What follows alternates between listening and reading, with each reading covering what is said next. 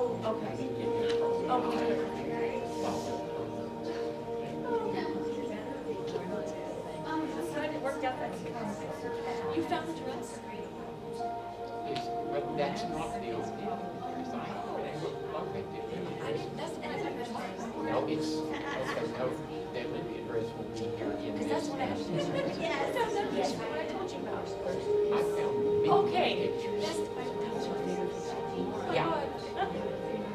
You enjoy this picture. Oh, It's gonna be part of the video too. great. I mean, these are Shooting pictures right I've now. never seen of her. Yeah. You're seeing lots of as this summer right now. Yeah. Okay, I'll talk to you in a minute.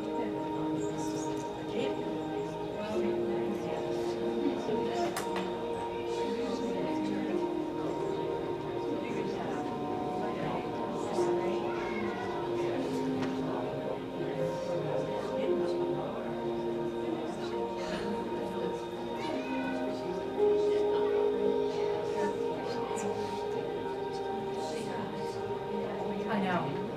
These kinds of interruptions. That's a good idea. I don't know how to shut my phone off.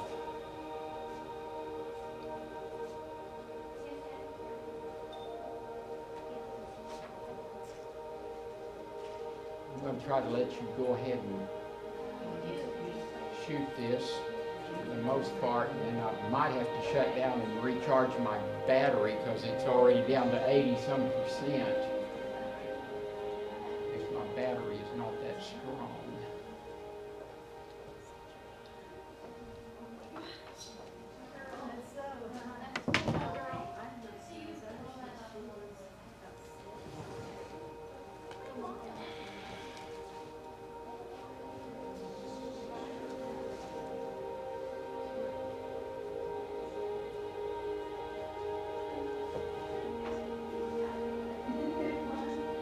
Yes, I love that. And but the color numbers are just so bright.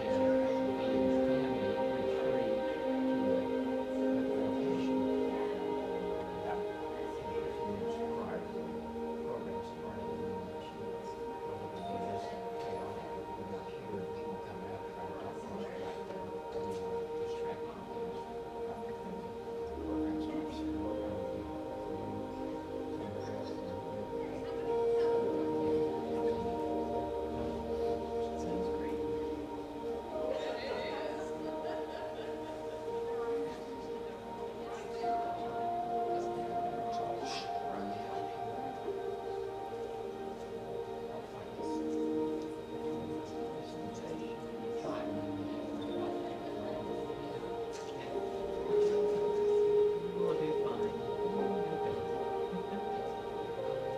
Yeah, I believe in you. Always have, Richard. You're awesome.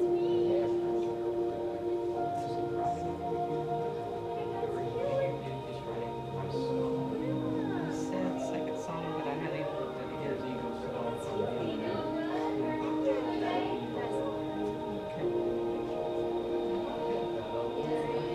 Guys, here's what I'd like you all to see it. And I would like Ronnie and Karen here. So that was Caroline. Sweetie. You're just looking lovely, and then the three of you are there. And then I was going to have her long-term friend Angie Watson is here from Austin, Texas. Someone Taylor knew in high school. And I was going to sit her here next because she knows she's met Ronnie and Karen years ago. So if y'all want to just see there. Now Mary was thinking that we as the family members would be out of the room and then make an entrance right when the program's about to start. But I think that's right. That's where, Trying to avoid formality. yeah. Yeah.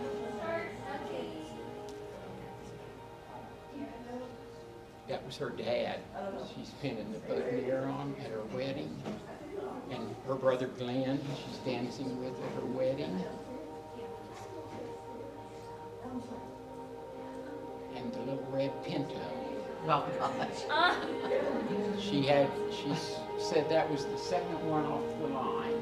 Wow. She wanted the first one that was kind of like a Pinto pony. She always regretted that she didn't have the first one, but she loved the red. Who this belonged to?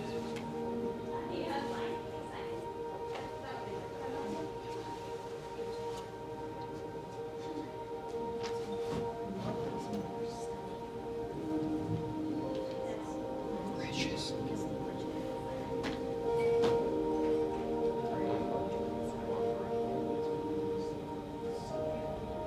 You know what? I thought it was really wrong.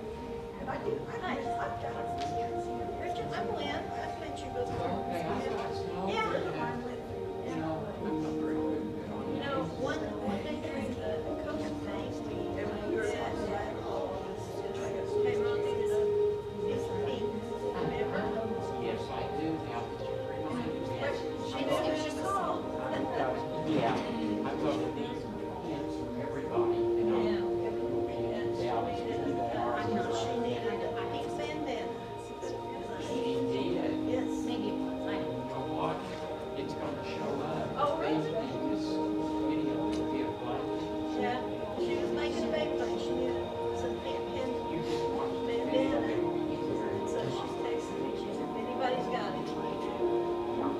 She's, that was something. Well, that's neat, that's great, Yeah. that is great.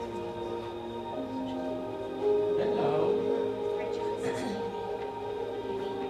Nice to meet you. Happy.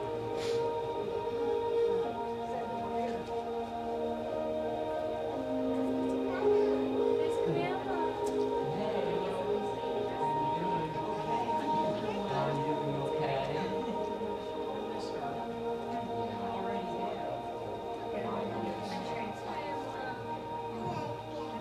Who's this guy? It is my precious. I'm doing pretty well. I'm looking at, trying to get a use picture from you.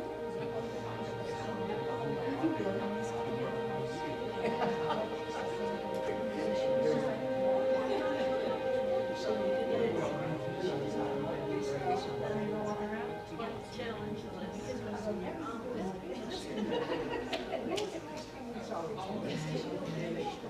Okay. I'll take your bandage there.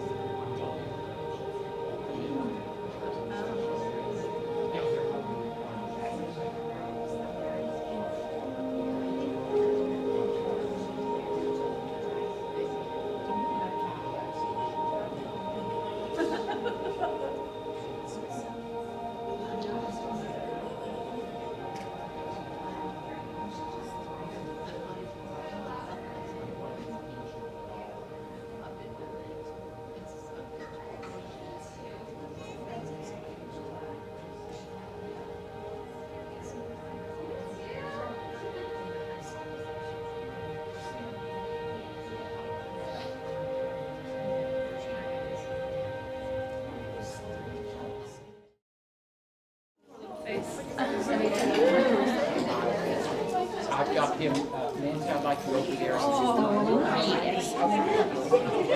there, you have to see right there where the yellow eagle is. And then I'd like you to sit on the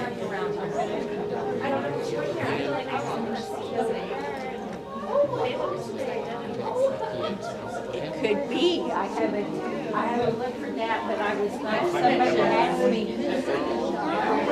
And I turned around and I said, that has to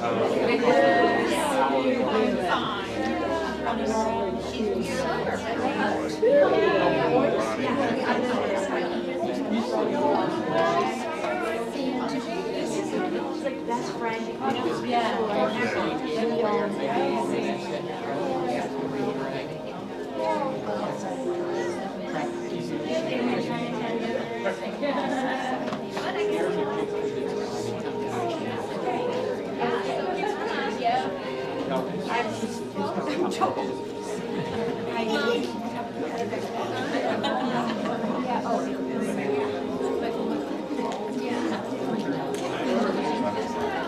Well, I certainly don't want to block this picture. What a great picture. Good afternoon.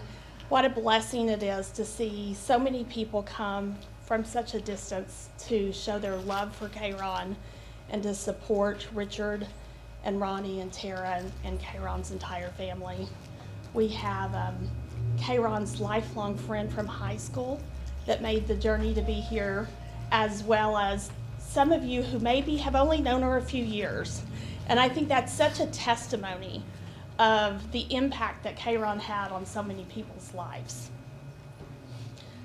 After Kayron left this life to go be with Jesus, Richard reached out to Mel and I and asked if we would be willing to have her celebration of life here in the Tulsa store, as he said it was one of her favorite places to be. So if you've ever taken a class with Kayron, you know that this will and for always will be known as Kayron's classroom. It was always a mess, but we do thank those of you who came and cleaned it up, and we love that there's so many things that represents her creativity and her passion for sewing. If you needed it, Kayron had it. She had a stash somewhere, and it was amazing. So it is with great humility and honor that on behalf of Richard and his entire family, we invite you to be here today and to enjoy in the celebration of the life of a lady that defined dignity, love, strength, and patience. Kayron will forever be in our hearts. Let us pray.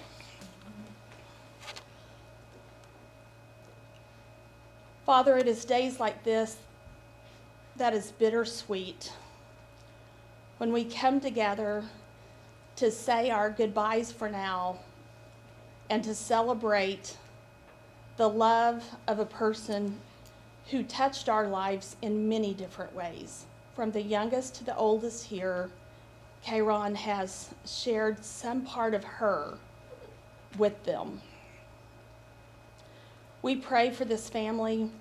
We pray that you give them strength, not just today, but in the many days to come, in the years to come, as they navigate and find a way to fill their heart with the memories of their wife, their mother, their friend, their grandmother, and their great-grandmother.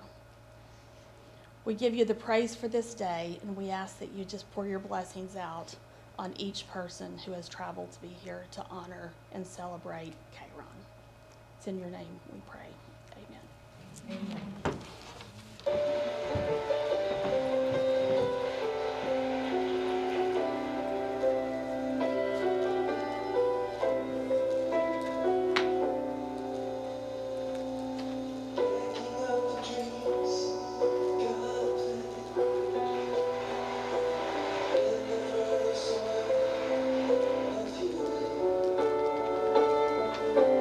Can't believe the hopes he's granted.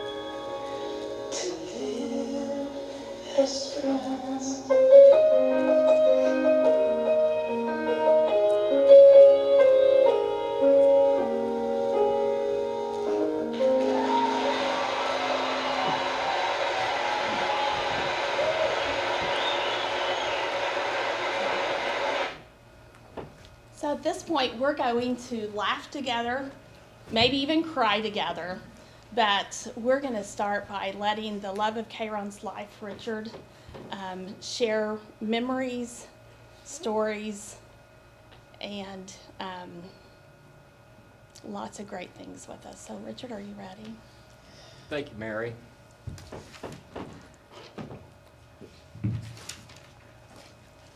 I'm not used to being a public speaker, so you all have to bear with me. Roger, won't you all come on back in and have a seat? We'll kind of keep it informal, I hope, because I don't do formality very well. I want to, again, thank you for making the effort to come here today and to be a part of this little celebration. I appreciate each and every one of you for being here. I'll try to be rather brief as I run through Kayron's an overview of her life as best I know it. I've known her the last 28 years of her life, but there was quite a bit of it before then. So I've had to kind of pick up some of the details from various people, and I've been fortunate to have people who could tell me some of those things. As was noted in the obituary in the program, Kayron was born in Walla Walla, Washington, but that wasn't her the family's home. They were from the foothills of the Ozarks in southern Missouri, and her dad was working, he was worked in construction, and he was involved in the McNary Dam project on the Columbia River, and so they were up there just for a temporary period of time. After that was over, they moved back to Missouri, and Kayron loved to tell about how that they lived in a little log cabin when they went back to Hartshorn, Missouri, where all their family, there was lots of aunts and uncles and cousins and so forth that lived there in that little area. And as we all know, those of you who knew Kayron, and especially those of you who sit in her classes, she was real good about, shall we say, enhancing the stories that she told. And as a matter of fact, one of her favorite sewing machines, of which she had several, as you all probably know, was called the Embellisher. And I think she maybe used the Embellisher sometimes in telling her stories, especially the ones about me. Don't take all of those literally, stories about me. But anyway, she told me about how she lived in this log cabin there, and about the age of 5 or 6, and probably 4 or 5, as a matter of fact, with her other siblings. She had an older sister and a younger sister at that point in time, with a couple of more on the way who might have been in the family by then. And they had lived in that little log cabin with no running water or indoor plumbing, I think, and the only electricity they had was a single light bulb hanging from the ceiling in the middle of one of the 2 rooms, and it was connected to a long extension cord that went up the street somewhere and was plugged into some church, and that was their electricity. And so she liked to tell about during the summer months that the kids would sleep outside because her dad had put up a teepee in the front yard, and the kids would sleep outside during the summer months. So that was some of the stories that she told. But then after 2 or 3 years there, the family decided to move west to California, where Mr. Barton could be employed in the construction business, because there was lots of homes being built in California at that time, and it was really booming out there. This is in kind of the early 50s, maybe 54, 55. So they moved and ended up just north of San Francisco, right across the right across the bay there on the Golden Gate Bridge, and they lived in a little town named Novato, and that's where she went to school in her grade school years, and it was there that also she attended a little Baptist church, and it was there that she accepted Christ into her life. Okay, let's see if I can, I'm trying to follow my little notes here, but they're kind of confusing, and I forgot that I wouldn't have very much light to operate by. So you'll have to bear with me a little bit. During those years, her dad was employed with, I suppose, a company or whatever, and he was busy working on, amongst other things, a big civic center building that still stands there on Highway 101, and I don't know what that's called, but his work is still... Civic Center, I think. It's called what? I think it's the Civic Center. Civic Center, and his work is still on display there in that he did scroll work and that sort of thing. I guess you would call it trim work on it, because he was a very fine finish carpenter. And on the weekends, he would do other odd jobs, and he would go up into the woods there in Northern California and build A-frame houses and cabins for folks. And Kayron loved her dad very much, and she would go along with him as his helper. I'm thinking this is probably about age 7, 8, or 9. And she would go along and be his helper.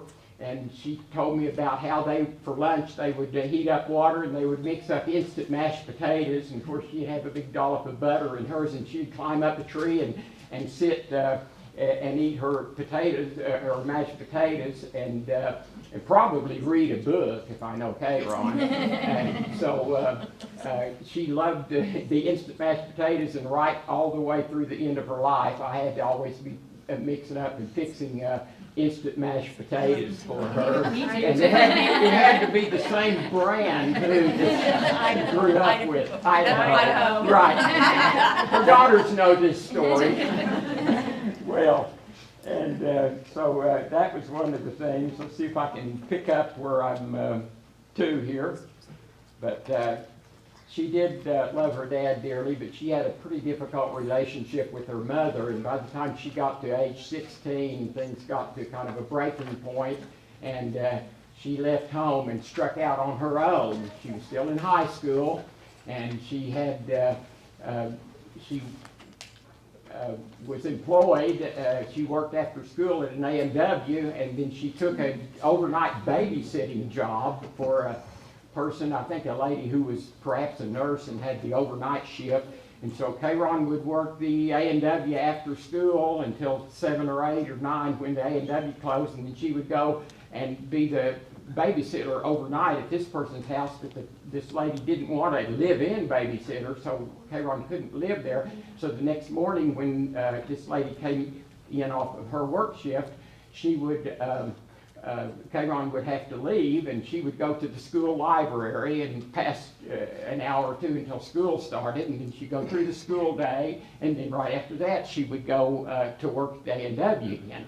And she managed to stay in school, living on her own, supporting herself, and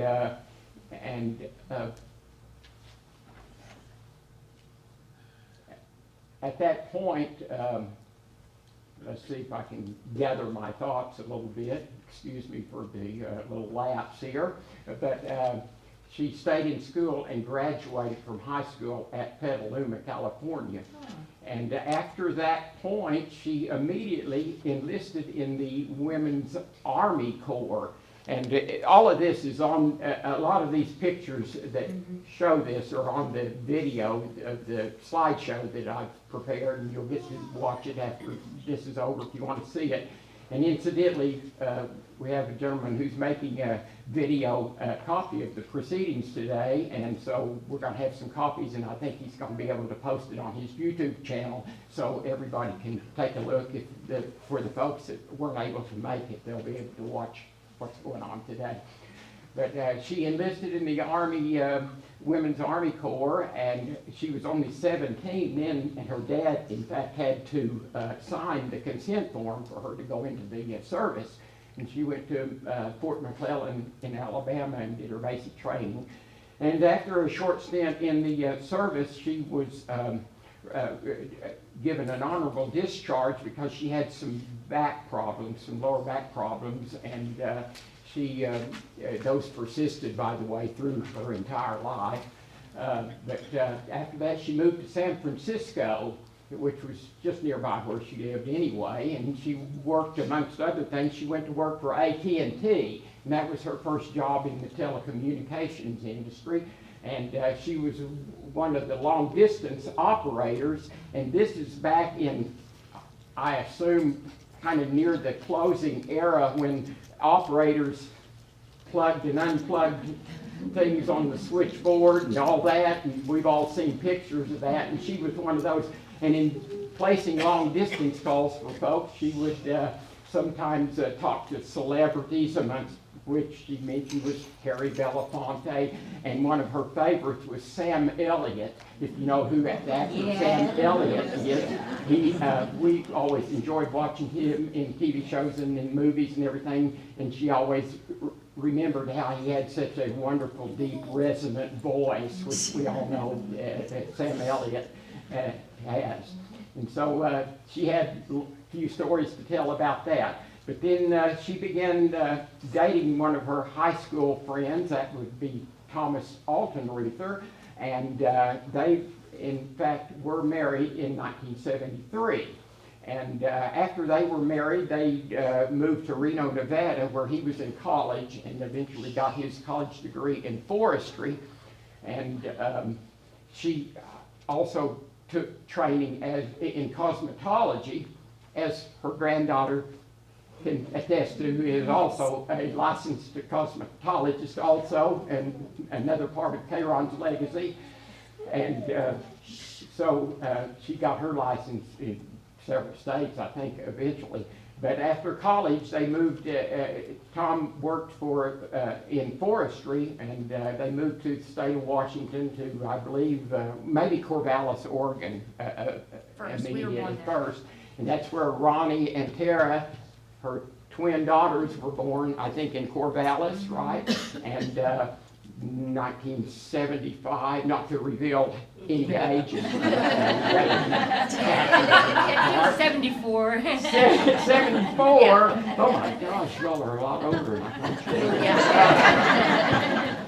Anyway, so twin daughters to take care of, twins. That sounds very challenging to me because I only had one daughter, and that was enough of a challenge for me. And anyway, and as if that wasn't enough, a couple of years later, when they got to me maybe 3, well, then along comes their younger brother, Ernest. So here she was with twin toddler girls and a new baby. And as we all know, that we who know Kayron, she was just a very energetic person and could do things and accomplish things that other people would almost find impossible. And that's kind of the way I looked at it on raising those kids. As if that wasn't enough, since she didn't work outside the home, she took in some other children to babysit also.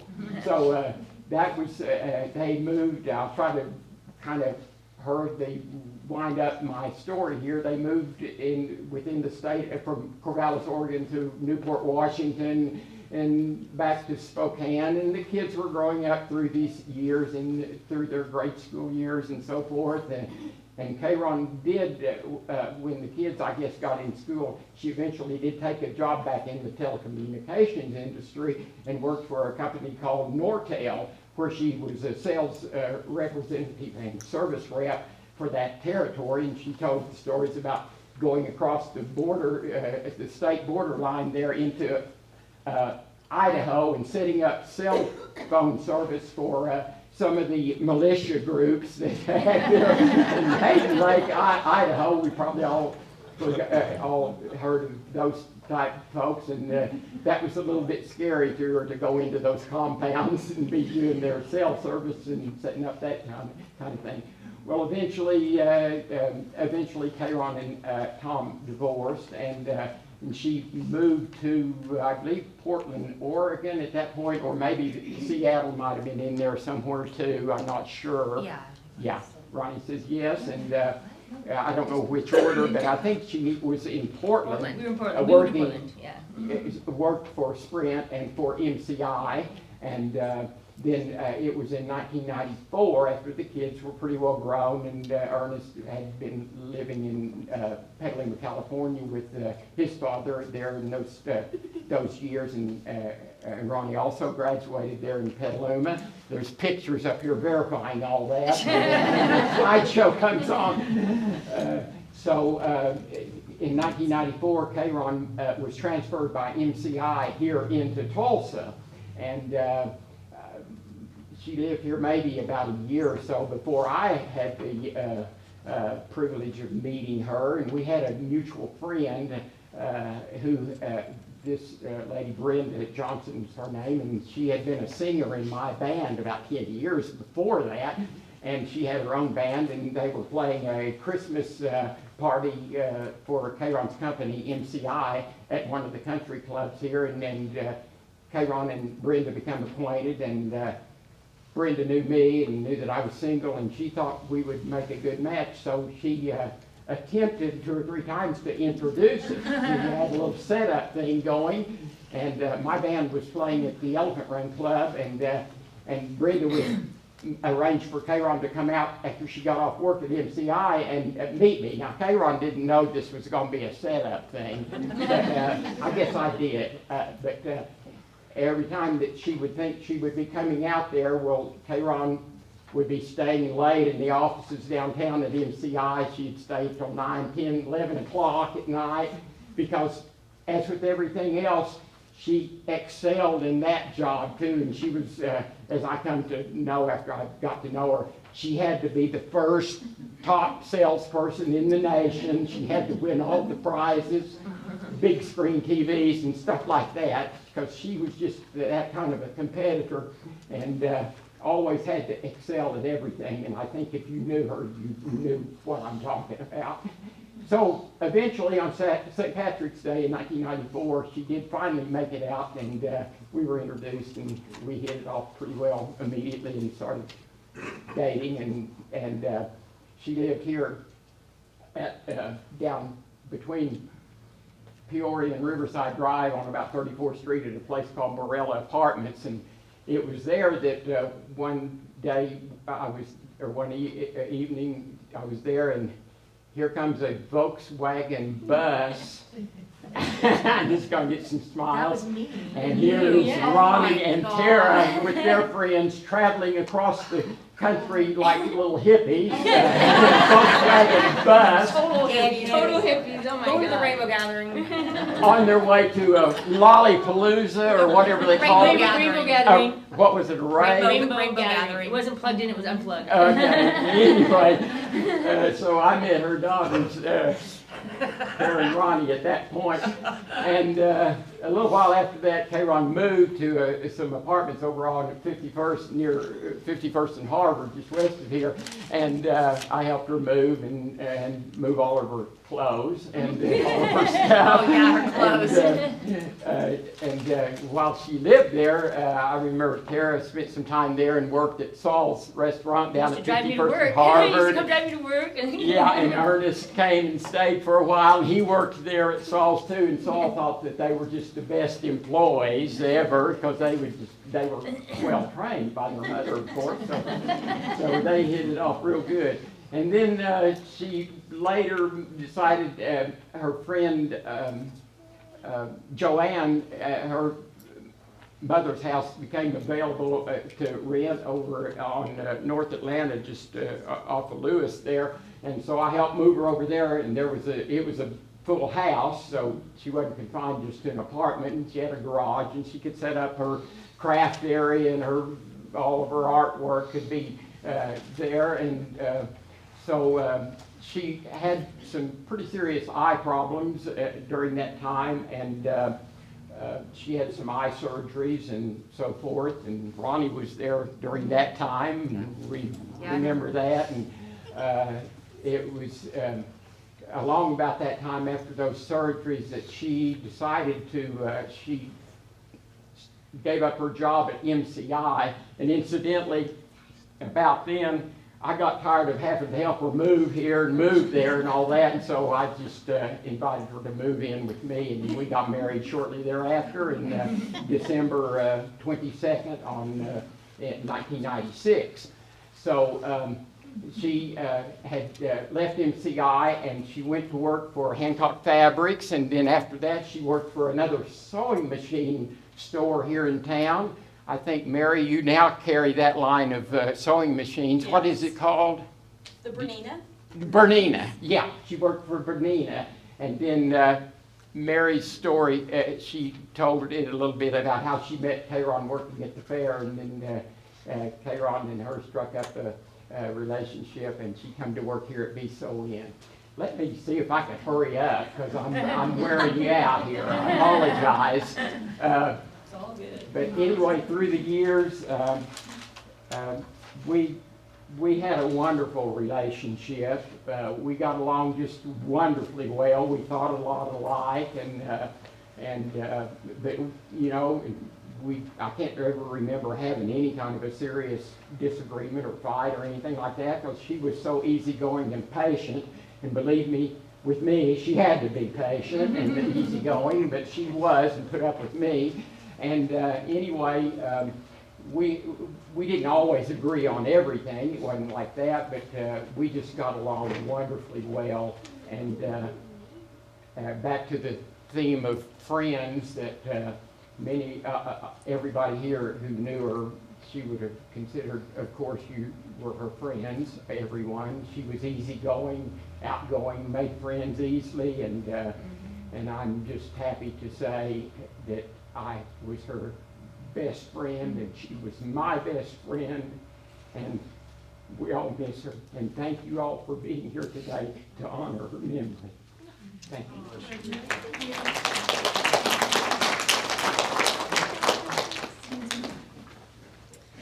What was that nonsense about not being a public speaker? Can you believe that? I used to believe it, but not anymore.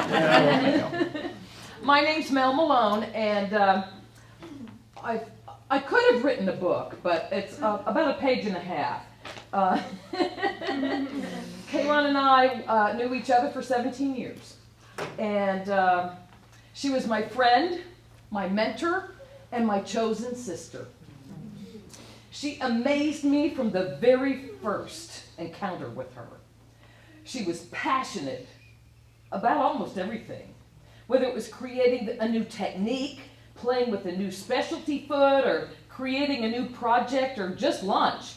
She was as excitable as a child at Christmas. She just bubbled all the time. She used to say she had 2 left brains. How many of you heard that? Yeah. She was way out of the box. She was so far out of the box, she didn't even know there was a box. No box, yeah. Her mind was exquisite. I could call her on the phone and ask her a question, and I couldn't see her, but I knew she was closing her eyes and she was looking for the book. And when she found the book, she was opening to the exact page she needed, and she would read it to me. I've never known anybody that could do that. All with their eyes closed. The first day I met her was right here. I came in for an interview, and they had me cool my heels by coming back here and meeting up with Kayron. I had been sewing since I was 7, and I considered myself to be pretty good at that. Boy, that wasn't it at all. I had no idea how much she would teach me over the next 15 years, let alone the very first day. She had loads of beautiful treasures that she had created with fabric and thread that I could only gawk at with my mouth hanging open. You made that? I kept saying. You made that? Over and over again. I had no idea at that time that a machine that I could have in my own home could help me create these beautiful creations. Machine embroidery was a totally new concept, for me anyway, and she just kept bringing out more and more and more stuff that just had me salivating all over the place. As our work relationship flowed forward, our friendship grew immensely. She was always in teaching mode, and she knew everything. I was convinced. I never asked a question that she couldn't answer, and sometimes at our Be Inspired clubs, we'd have Stump K-Ron time. Guess what? We never did. We never did. She mentored me through many of my projects and gave me praise and tips on how to do better. Because no matter how good it was, she could always tell me how I could do it better. And I never resented that, not for 1 minute. She was so easy and giving about it. She delighted in seeing how her students grew their talents and knowledge under her tutelage. She always took time to look at their work and appreciate it. She would give them praise and tell them how to make it better next time. She was really good at that, but always gentle. She taught me to do some free motion applique, and I did 3 pieces. And when I brought them to show her, she pointed at one and she said, "You did that one first." And I said, "Well, how did you know that?" And she said, "You got better."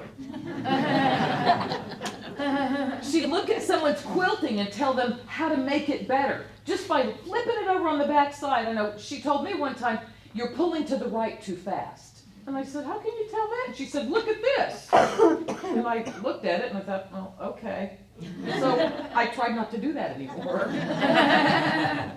K-Ron always had the next creative project in her head. They were wild, grandiose, and unusual. Always. How about that dress over there? That's just one example. All of these things over here are examples of her work. And you could probably fill the whole building up to the ceiling with it and still not have it all, because she was a prolific sewer and crafter. Let's see. Oh, they were grandiose, but they were also perfect, like that dress.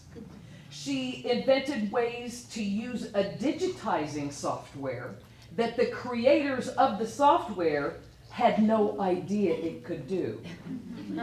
And she kept giving them feedback, and she helped to build what that software would become.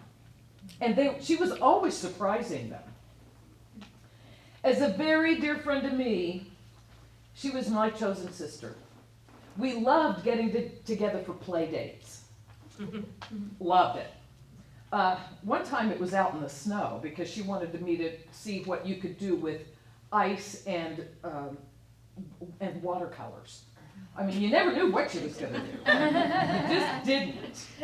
And she taught me some amazing techniques, and she taught me how to use that embellisher, Richard. Okay. Me too. But of course, I'm not embellishing anything. Let's see. Our sisterhood was tight. We laughed together and we cried together. We shared our woes and helped each other through many of them. There were many nights that we were on the phone for hours on end, solving our problems and, of course, the problems of the world. The girl could talk, no doubt about that one. Our conversations weren't always about problems. We celebrated together as well for any little thing that made us happy. We delighted in the closeness of our relationship and the fact that we could tell each other anything. She talked to me until like 4 o'clock in the morning one time, and I heard this voice, Mel, and I went, "Oh." She said, "Did you fall asleep on me? I think you were snoring." And of course I had fallen asleep. It was 4 o'clock in the morning and I had to go to work the next day. I cried my eyes out at her retirement party. How many of you did? Yeah, a whole bunch of us did. It was the end of an era, and I would not be able to see my dear friend 5 or 6 days a week any longer. I did not want to lose her. She was so precious to me.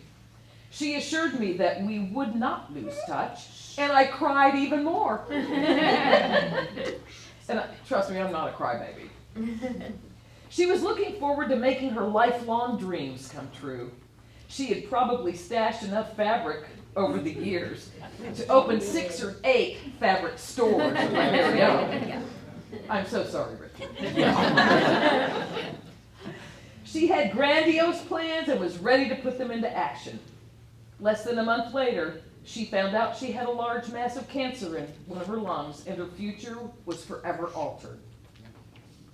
She kept fighting each time something new, some new wicked diagnosis was proclaimed. She was a warrior. She never gave up the idea that she would be teaching again. Every conversation I had with her on the phone, she would say, "Oh, Mel, I miss teaching. I can't wait to come back." And I'd say, "I know, K-Ron. I know."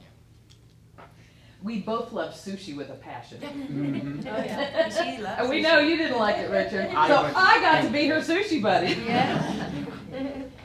We had it for lunch quite often. Woe be to the person that entered the break room when we were stuffing our faces with rich, raw delicacies. And I know Richard wasn't a fan of sushi, so we were sushi buddies. That girl was skinny, but she could pack some sushi away like a champ. Of course, it showed on me, and it never did on her. I used to tease her about being a cheap date. She loved my cosmopolitans. Yeah.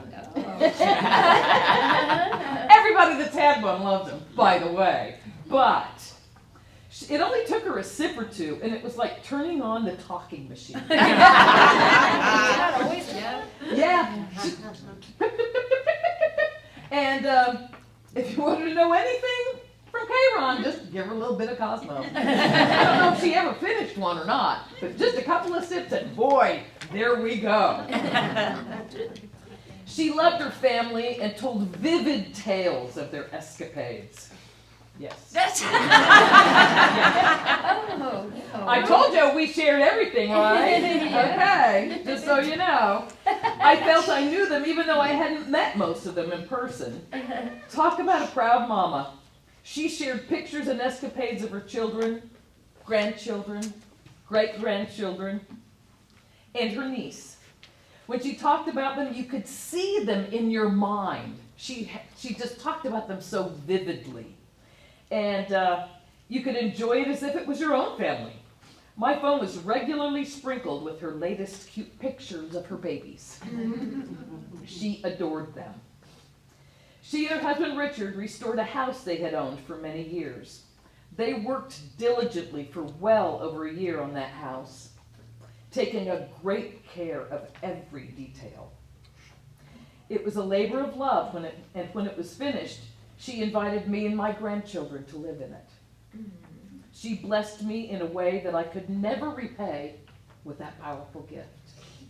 And you too, Richard. Thank you. The home is beautiful, and I will keep it as beautiful and cared for as I can to honor her work and friendship. K-Ron, I love you, and you enriched my life immensely. We all know that she enriched the lives of hundreds, if not thousands of people. She was such a great teacher. Everyone loved her, except the ones that didn't like quirky weirdos. She overcame adversity, never let people know when she was in pain, beamed over the slightest triumph from one of her students or friends.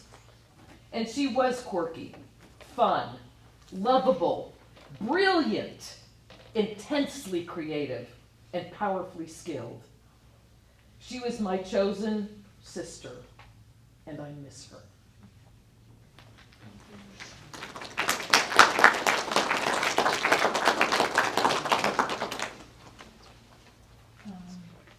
When? Is one here? When? Yeah, there you are. Sorry. Kind of dark in here. It is dark in here. Well, I didn't prepare anything because with K-Ron, you didn't have to prepare. She did it all for you, let me tell you. But to repeat what Richard has said and what Mel has said, I had the privilege Kayron as a friend for 16 years. She sold me my first machine that I bought there. She probably sold me, I don't know how much, but if Kayron convinced, she could convince you if you needed it. But she was always very honest. If you didn't need it, she said, you don't need that. Not where everybody could hear it. But she was great. The one thing I had an advantage to do that Mel didn't get to do and Richard didn't get to do is I got to go to Missouri Star with Kayron.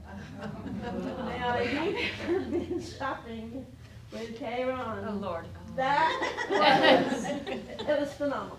There was 3 of us that ran together all the time, and then Kayron. And we took off early in the morning. I'd already talked to Mel, and I said, you've got to give her the time off. So, to Missouri Star we went.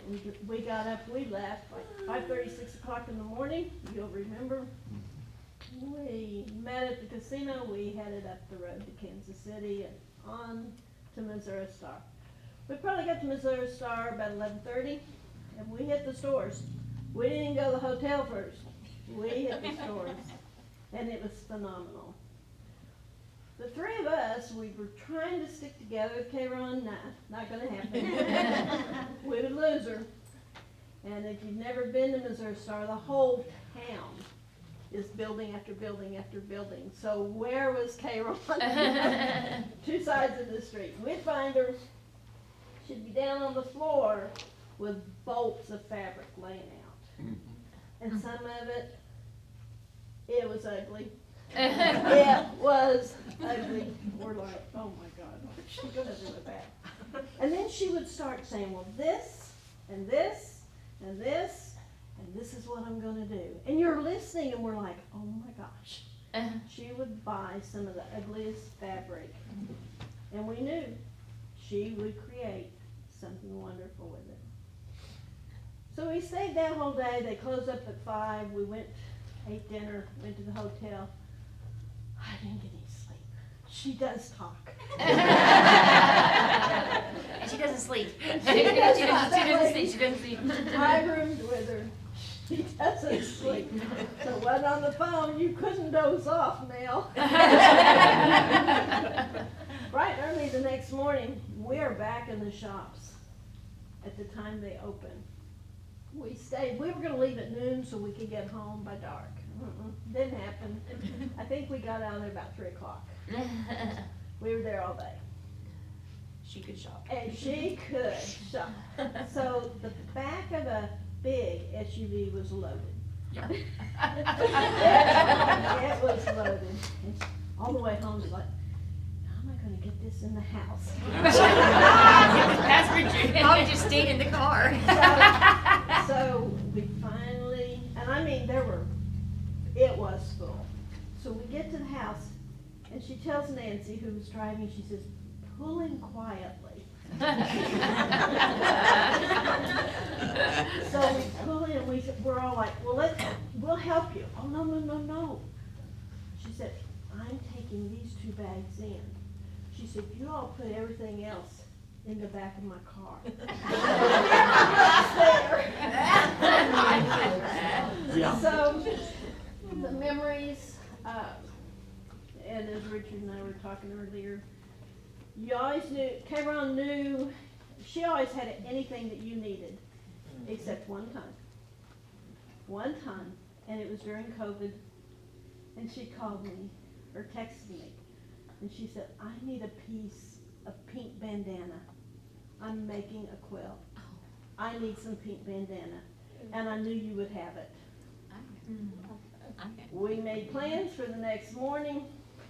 We meet in Aldi's parking lot, all masked, gloves, the whole 9 yards. And I gave her the pink bandana that I had. So it was precious to see it in the quilt, to see that pink bandana. Kayron can make anything exciting. We would be inspired, supposed to be over at 3, supposed to be over at 3. Never happened. Sometimes it'd be 4 o'clock. They would be at the back standing there looking at K-Ron. She's just kind of ignoring him, going on. Because they're not going to wrap it up because they had another class that evening. They had to get ready for that one, for the next to be inspired. But she made everything exciting. It didn't matter what it was. It could be sewing machine feet. It could be her thread jar and what she could do with that thread. I, to this day, keep a thread jar. And every day when I'm sewing and I put my embroidery thread in there, I think of K-Ron. Everybody's got memories, and I'm so glad we do. Thank you.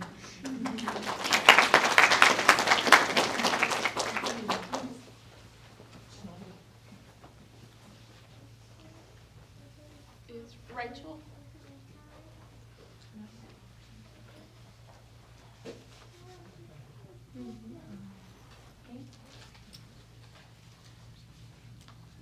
Okay.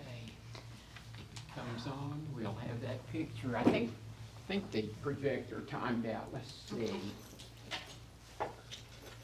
Terry, I may need some assistance. Don't press it twice, it's on green now, you're good. It'll come back on. Well, yeah. There. Touch it one time. Don't push it again. Don't push it again, Or Richard. turn it off. Don't push Don't it push it again. again. Do not push it again. Did I disable it? No, we just have to wait. It's coming on. It's coming on. It is. Okay. Well, I don't know what I can say to add to the beautiful things that have been said about our friend K-Ron.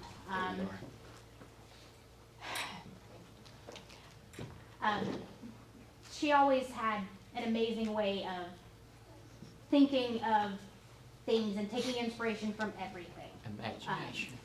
You know, inspiration from everything, whether it is her food or something she sees in a magazine. She could always take that and say, well, we could take that and make that into this.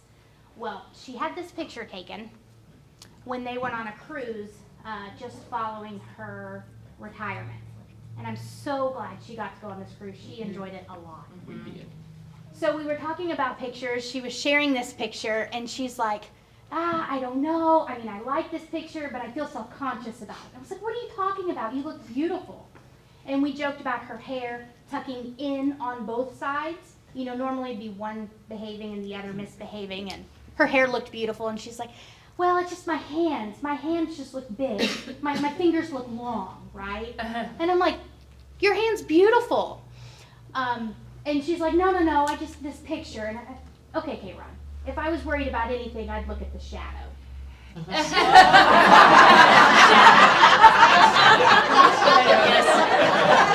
when I pointed out her shadow, she was like, oh no, you can't show this to anyone. And I was like, I don't know what happened here, you know? And she's like, but you know what we could do? We could take that and digitize that and make it into a witch's face. And we could use this machine and we could do this. And she took inspiration from that back to her embroidery, and forgot about how silly she thought her hands looked in this picture. You know? And so, I don't know. I love this picture, and I love how many times she and I laughed about this. And played with it in software and started to make that embroidery design from it. And anyways, I wanted to share with you that story about this picture, because that was how her brain worked. She'd see something and think, oh, I can make that into something else. But yeah, I just miss my friend, as I know we all do. So, thank you.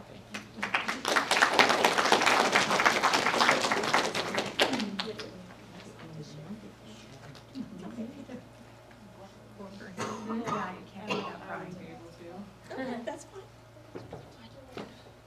Well, I'm much like Rachel. I'm not really sure what we can add to such an amazing amount of stories. I met K-Ron in the mid-90s when they moved back here. She was working, she worked with us 1 year at the Tulsa Fair as an independent contractor. And at the end of the fair, K-Ron said, will you hire me? I want to teach for you. Well, there was no doubt Kayron was going to be an excellent teacher. But it took a little bit of time to get the paperwork, and she kept calling, am I going to get the job, am I going to get the job? So we got it all done. She went to work for us. And that was the beginning of a beautiful 25-year relationship with Kayron. She told the story many times that she had to beg me for a job. She never got the grasp that we just had to get the paperwork done. But I recall her saying to me, if you hire me, you'll never be disappointed. And while I don't remember the begging, I certainly can tell you I was never disappointed. Her mind, as all of you have spoke, was just beyond anything we could imagine. And so she inspired not just me, but our team, her friends, her family. But I do have a question. Does anyone know what this is? I bet you guys had these, right? A few of these. A million. A million of them. So the first year Kayron was working for us at the fair, my girls were really young. And they come up once or twice during the fair to visit me. And so Kayron got to meet them, and she immediately went to the serger because she loved the jet air serger. Yeah. And she made the girls scrunchies. And they were in love with Kayron. So every time we'd come to the fair, every year they got their replenishment of scrunchies.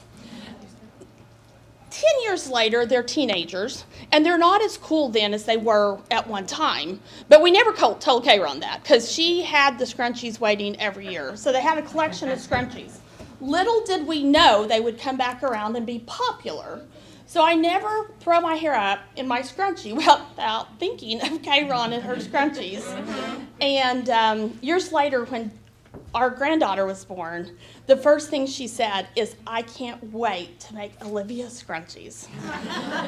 So when you combine scrunchies with a yardstick and straws and fried frog legs, you end up with a lifetime of love and memory that will always be a part of my life. So you might wonder about the straw. One time someone said, did you know that in your Tulsa store, your teacher teaches with straws? Well, no, I didn't, but I'm sure there's a reason, and I'm thinking, straws? What in the world is she doing? So I made my way to Tulsa and said, hey, Kayron, are you doing something with the straw? And she said, yes, it's a perfect way to show how great our machines can go over smooth things. If you can sew on a straw, you can sew on anything. And again, every time I would see a straw, I would think of Kayron and her sewing on the straw. But maybe my funnest of all memories at the fair would be yardsticks and frog legs. So we all have our things, as you go to do something that's maybe your security blanket. Mine was the pallet quilt, which is over here. Mel mentioned she impacted the creation of a design software, and she did. She came up with candle wicking and things that they never knew it could do that ended up creating part of the stitches that was in pallet 5 and 6. So once she made that pallet quilt, it was like every month we did something, in club with it. Some of you probably remember that. She and Linda Carr did that together. That became my security blanket. And I was convinced we could not sell a pallet without this quilt. So we were about to go into a fair and we couldn't find it. I was in panic. I was saying to Mel, where's the quilt? We have to have the quilt. Kayron said, it's not a problem. I have another one. So out she drug her backup quilt to the fair, but her security was her yardstick. She would take a yardstick, break it in a few pieces, and when somebody wanted to know if our machines could sew on heavy things, most of us would take 8 layers of denim. Kayron just pulled out her little chunk of the yardstick, and away she would sew on a yardstick. That is creativity at its very, very best. So last and certainly not least will always be the frog legs. So we love to play games at the fair. And so Kayron wanted to have fried food Fridays. And so we did. And so whoever sold whatever, I would take them and buy them whatever fried food they wanted. And she was the one that would win on Friday morning right off the bat, because on Friday, Rachel, what did she need for lunch? Ugh, frog legs. Frog legs, yes. Every year. So Kayron has impacted our life and your life in so many ways. Way beyond. She was never just an employee to us. She was part of our family. She loved my kids. She watched them grow up. She loved, and my parents. She loved my parents. Shortly after my mom passed away, Kayron and I were talking, and she was talking about my mom's house. And I said, "Have you been to my mom's house?" And she said, "Well, yeah, I used to spend the night there." And I said, "You spent the night at my mom's house?" She was like, "Yeah, when I would come down to Muskogee to teach club, sometimes I'd just tell Richard, I'm going to stay with Oma and Richard." And I was like, "Well, I never even knew that." She said, "Yeah, lots of times." She said, "Your mom needed a lot of help." I said, "I know she did." She said, "She can't get those points to match up on a quilt, but I'm not giving up."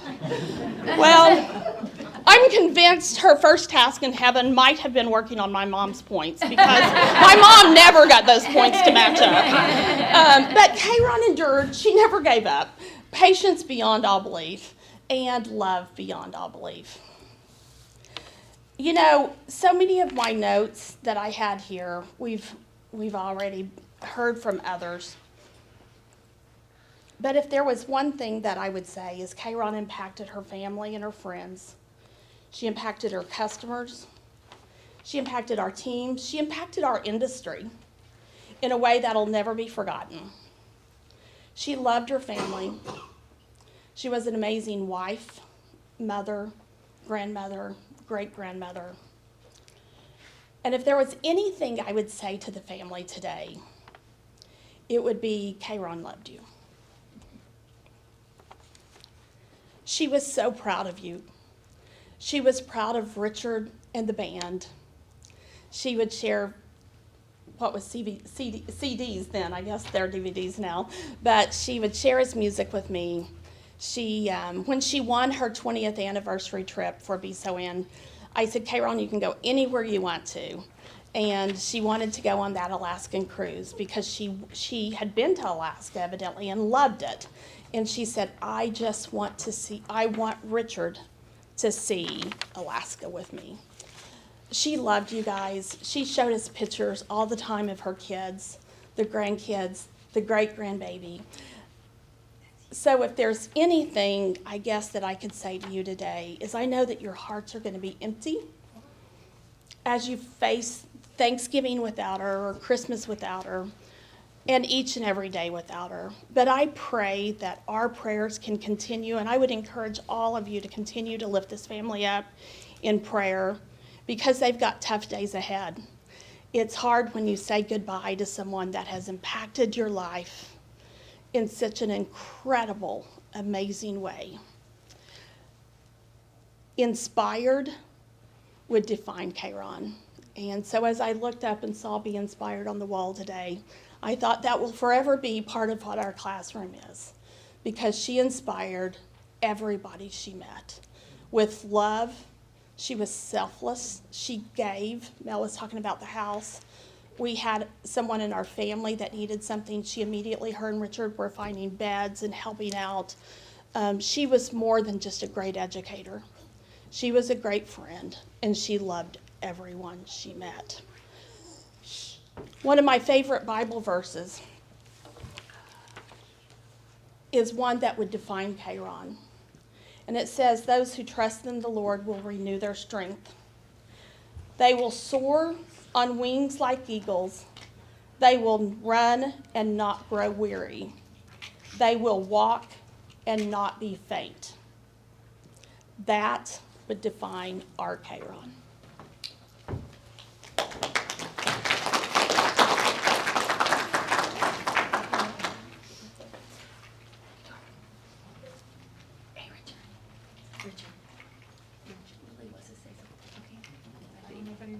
And I do love Richard, Lily wants to talk. Lily wants to talk. Oh, she does? Okay. Well, this is great-granddaughter Lily Ann. She has a thing or two to say. Do you want to stand on the stage? her, but.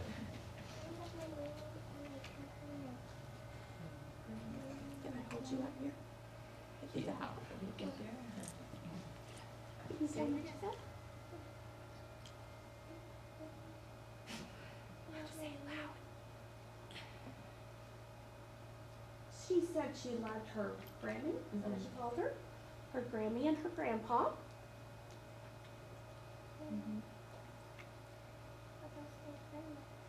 It was your grandma, yes. She was very special, and she loved you very much. Thank you, I stood and watched the eagle fly, spread his wings and soared across the sky. So gracefully he flew, rising effortlessly. I wanted to know just how to be free.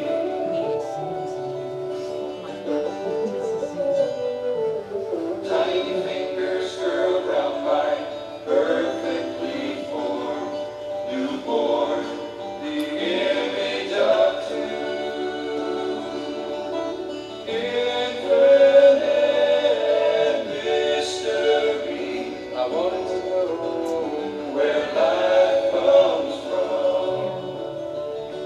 What human intellect can sway must be explained away. Wisdom, religions of men, search without end to fill the spirit house within. Simplicity of God somehow escapes man.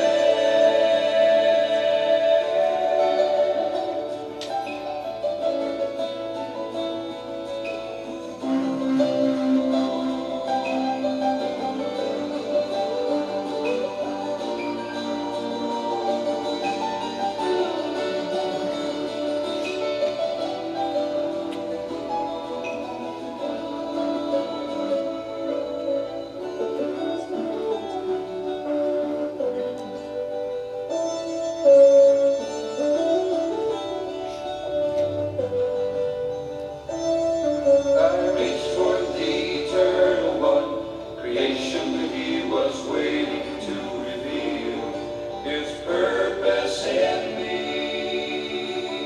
He said, this is where life begins. I made your spirit to light on the wind. Come let the light on the wind. Come on, let the light on the wind. On the wind, on the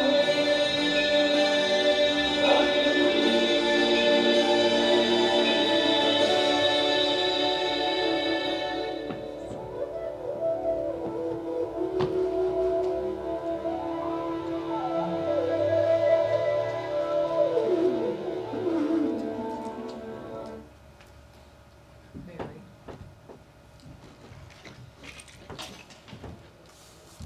So in closing,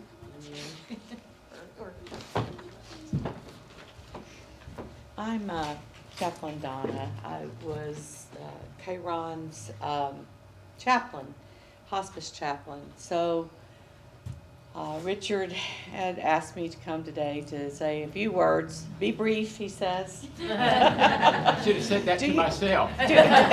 Do you know how hard it is to ask someone like me to be brief? And no, I respect that, and I will be brief today. But I did write a little something about the day I met K-Ron. She was being admitted into hospice, and I asked her what she would like to do with our time together, and suggested she think about doing a legacy project. Not knowing what I know now. So can you imagine how she was very polite, and she was like, what is that? And I told her what a legacy project is. A legacy project is what people do at the end of life. They create things.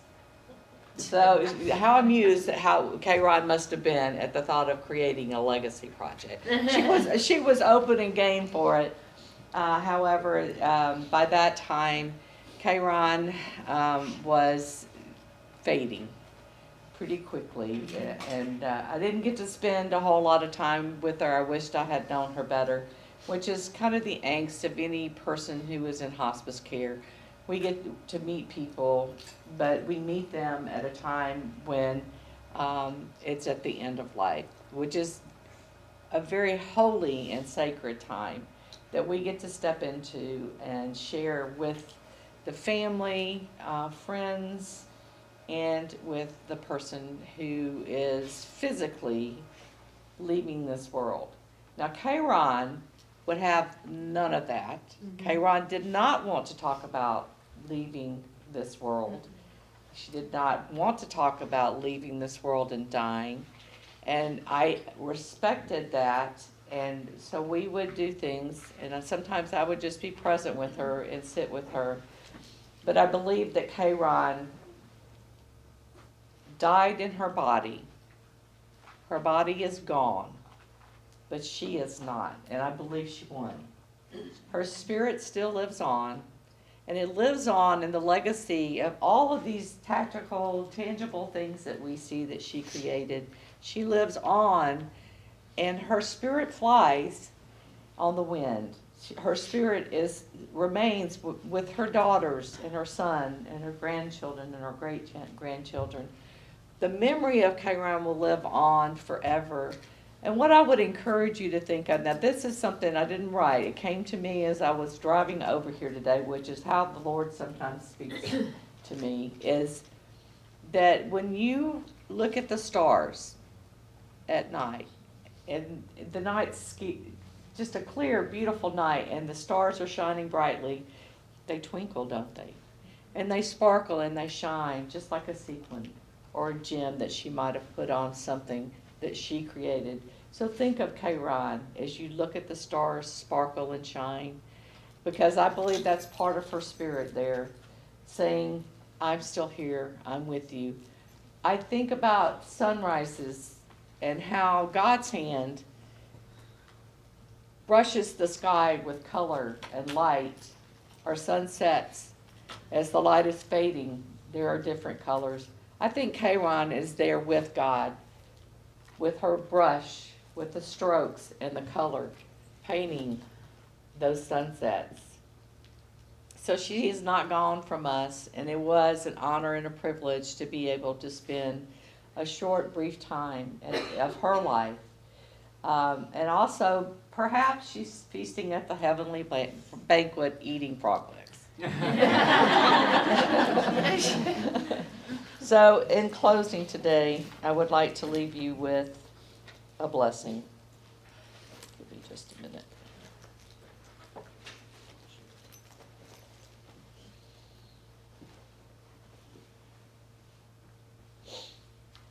May you be held by the God of compassion as you remember your loved one today.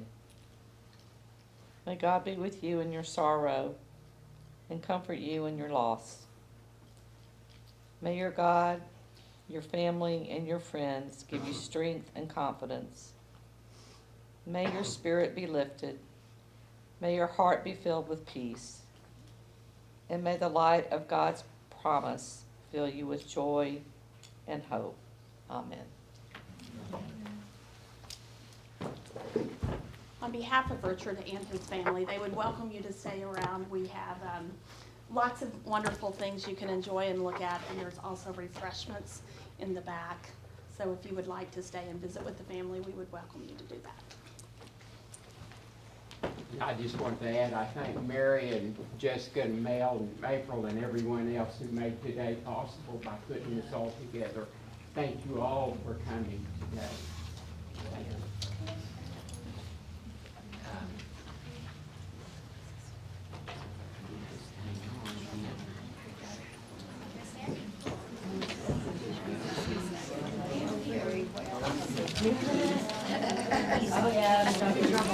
Hey, Richard. Oh, I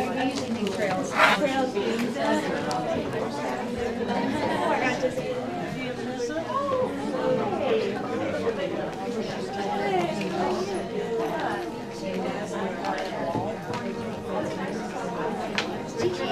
And